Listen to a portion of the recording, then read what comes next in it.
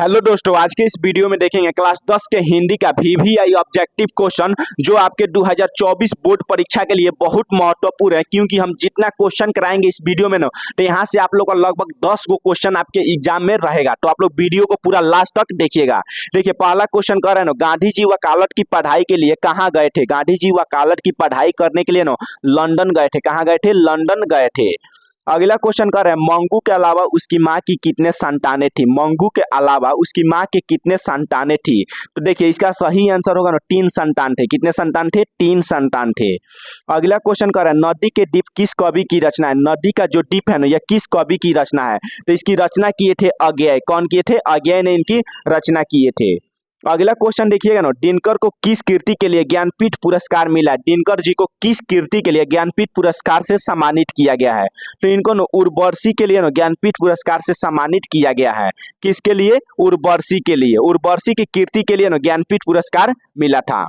अगला क्वेश्चन कर रहे हैं ना, नौबत खाने में इबादत साहित्य की कौन सी विद्या है। नौबत खाने में इबादत साहित्य की कौन सी विद्या है। तो यह ना व्यक्ति चित्र विद्या है। कौन सी विद्या है? व्यक्ति चित्र, यानी व्यक्ति के चित्र को दर्शाता है। अगला क्वेश्चन कह रहे हैं ना, अगला क्वेश्चन है, दशानन में कौन सा समास है। दशानन में कौन सा समास है। देखिए, ये क्वेश्चन आप लोग को बता रहे हैं, जहां पर दशानन यानी 10 गो मुंह है जिसके पास। तो देखिए, 10 गो मुंह रावण के पास था, तो यानी रावण दुनिया में क्या है? अकेले हैं। तो जब भी उस प्रकार का आप लोग का आ जाए, जैसे दुनिया में जो अकेले हो, तो उसको हम लोग बहुब्रीही टिक मारेंगे। कौन टिक मारेंगे? बहुब्रीही।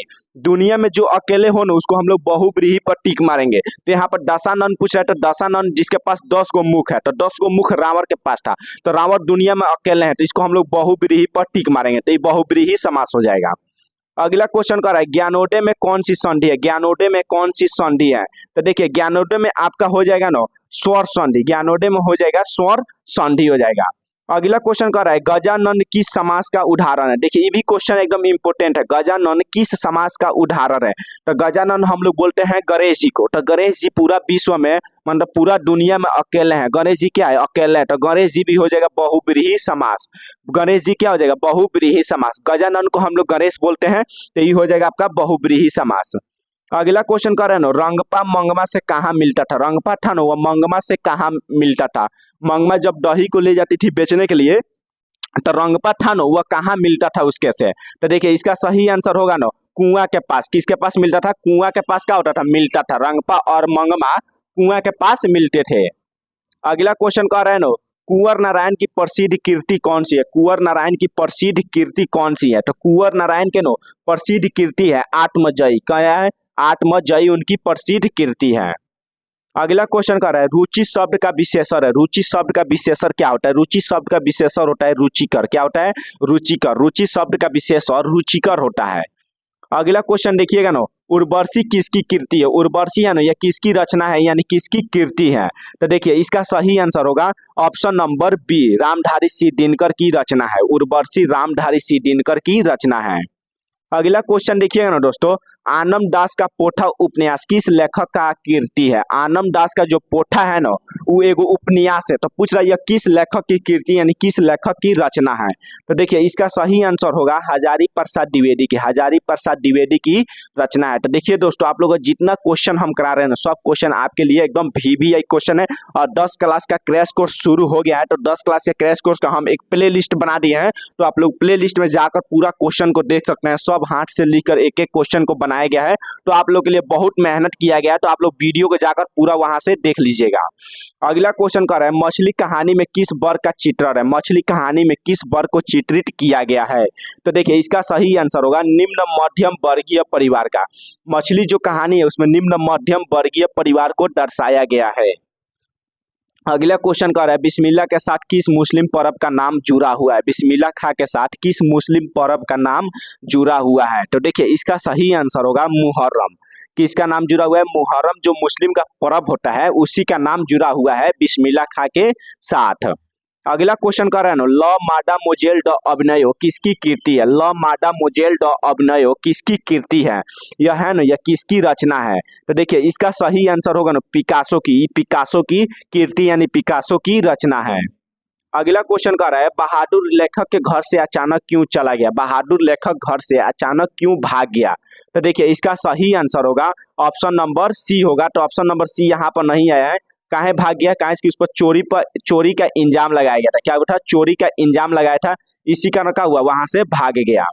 अगला क्वेश्चन का रहना, अगला क्वेश्चन है सुजान शब्द में उपसर्ग क्या है, सुजान शब्द में उपसर्ग क्या है। तो देखिए उपसर्ग प्रत्यय चिन्ह का सबसे आसान ट्रिक। तो देखिए जहां भी उपसर्ग कहेगा तो शब्द के पहला आगे वाली को हम लोग उपसर्ग बोलते हैं। जैसे सुजान हो गया तो सुजान के अगला शब्द, सुजान में सु है और जान एगो शब्द बन रहा है एगो सु। तो देखिएगा जे में दो गो शब्द बनेगा तो अगला शब्द को हम लोग उपसर्ग बोलते हैं, पिछला शब्द को प्रत्यय।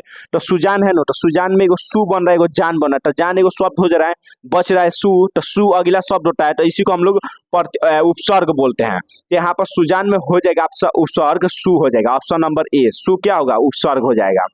अगला क्वेश्चन कर रहा है योगी शब्द का विलोम है, योगी शब्द का विलोम क्या होता है। तो योगी शब्द का विलोम होता है भोगी। क्या होता है, भोगी। योगी शब्द का विलोम होता है भोगी। अगला क्वेश्चन कर रहे हैं ना छत्रज्ञ कौन व्यंजन है, छत्रज्ञ कौन व्यंजन है। तो छत्रज्ञ इस संयुक्त व्यंजन होता है। जैसे छ होता है ना, इसमें दो गो शब्द मिलकर बना होता है, छ और ट्र मिलकर बना होता है। तो ऐसे जितना तीनों शब्द हो गया ना, तीनों शब्द दो गो व्यंजन के मिल से बना रहता है, इसीलिए इसको हम लोग संयुक्त व्यंजन बोलते हैं।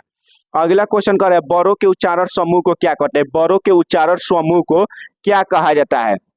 तो बड़ों के उच्चारण समूह को बरमाला कहा जाता है। क्या कहा जाता है, बरमाला कहा जाता है। अगला क्वेश्चन देखिएगा ना, निम्नलिखित विराम चिन्हों में विस्मयादि बोधक चिन्ह कौन है। देखिए विस्मयादि बोधक चिन्ह को हम लोग कैसे सूचित करते हैं। तो विस्मयादि बोधक चिन्ह जो खारा रहता है, ऐसे सीधा रहेगा, इसी को हम लोग विस्मयादि बोधक बोलते हैं। किसको बोलते हैं, जो एकदम सीधा रहेगा, ना उसके नीचे बिंदु रहेगा ना कुछ भी रहेगा, बस एगो लकीर रहेगा, इसी को हम लोग विस्मयादिक बोलते हैं। तो इसका सही आंसर होगा option number C. Option number क्या हो जाएगा, सी इसका सही आंसर होगा। अगला क्वेश्चन कर रहा है पयोधर शब्द का संधि विच्छेद क्या होगा, पयोधर शब्द का संधि विच्छेद क्या होगा। तो पयोधर शब्द का संधि विच्छेद होगा पय प्लस धर। क्या होगा, पय प्लस धर, पय पर विसर्ग प्लस धर, पय पर विसर्ग प्लस धर। अगला क्वेश्चन कर रहा है कपड़ा शब्द का परिवाची है, कपड़ा शब्द का परिवाची क्या होता है। तो कपड़ा शब्द का परिवाची होता है वस्त्र। क्या होता है, वस्त्र। कपड़ा शब्द का परिवाची वस्त्र होता है।